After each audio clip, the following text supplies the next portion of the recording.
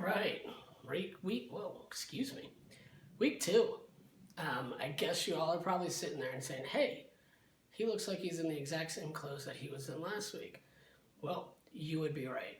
Since these two topics, last week talking about the relationship with our care team and your doctor, and this week about moving clinics or changing clinics, since they're so aligned and intertwined, I figured I just knock them all out on the same day. So that's why, yes, I'm still in the same clothes. It's not like I put the same outfit on and record these a week apart. I'm doing them in the same time frame. I got cystic fibrosis. See, I've got cystic fibrosis.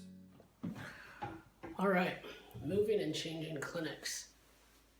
Whether you've moved from a pediatric clinic to an adult clinic or from one state to another, it can be a lot of work, right? It's a lot of paperwork, transferring all your files from one hospital to another, words if you're switching hospitals. Or just establishing a new relationship with a whole nother team if you had a great relationship with somebody else. Or even if you didn't have a relationship with somebody else, that was good. Changing that over to somebody else and having to learn their style of interacting with you and treating CF and what their protocols are and what they look for and what you look for in a doctor, right? And so for me, I'm fortunate that I have only switched clinics once. I went from my clinic that I was at from the time I was 3 to about 18 or 19 at Georgetown University Hospital in Washington, D.C., to Hopkins when I left college, when I graduated from college and moved back home. The doctor that I'd been seeing at Georgetown was no longer practicing medicine. And Georgetown was no longer having a CF care team anymore. And so I had to find another place. And decided that moving up to Hopkins was the best bet for me because they had just started an adult care team.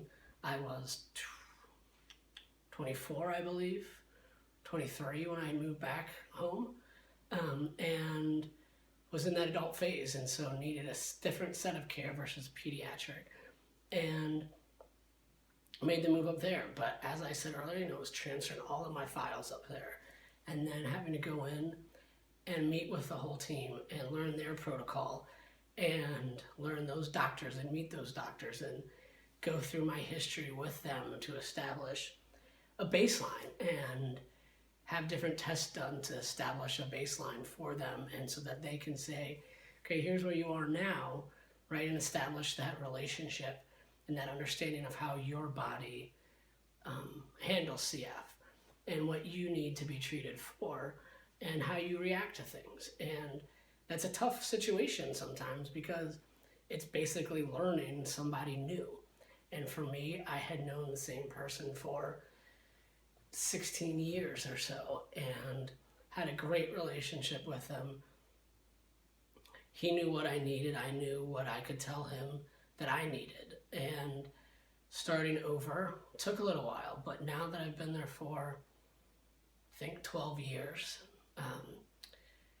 a great relationship with my team up there, as I mentioned last week, and have been able to really thrive. And the transition was time consuming at first, but now it's great being there, and I'm established there and know the entire team and how they operate and what I need from them and what they need from me to make sure that we have the best care possible. And now that they've gone fully electronic and everything's online, it makes it even easier to get test results and communicate with them over email. And so I hope that I don't have to change clinics again because I like where I am. I have to commute as I live in Virginia and go up to Baltimore. It's about a 45-minute drive with no traffic, but that's worth it for me. Most days it takes longer than 45 minutes to get up there, but I'm willing to do that because I feel that's when I'm getting the best care, and that's the best clinic for me. And so all those things are factors, right? The doctors that are there, whether it's peds or adults, changing clinics, there's a lot of things to factor in there, right? Time, how far away is it from your house? How big is the care team that they have? What's the facilities like? Do they have everything right there? If you have to go in the hospital, can you get checked in right into that hospital? Or do you have to go somewhere else? Do they have a transplant team there? If that's something in your life that you're gonna need or want to explore. Distance from your house, how many times are you gonna have to go up there?